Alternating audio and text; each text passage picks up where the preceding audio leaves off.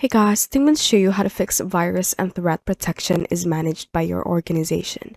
To start, feel free to check the links in the description below for bonuses and tools that will help you with our topic in this video.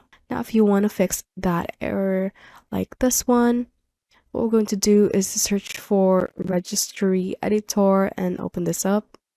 Click on Yes.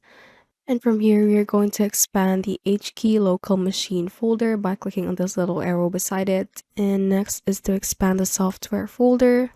Scroll down until you see the policies folder. Expand it like that. Go to the Microsoft folder, expand it as well.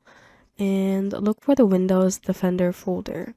Expand it and go to Policy Manager. If you see something like disable anti-spyware, you need to select it, right click on it, and make sure to delete it.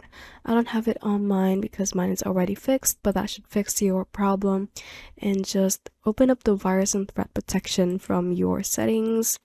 To access it, go to your Windows Start button and go to your settings, go to Update and Security, and go to the Windows Security at the left and tap on virus and threat protection and make sure you enable it by clicking on restart and scanning for updates, and it should be enabled like this again. Thanks for watching, and again, you can check out the links in the description box for more resources to help you get started.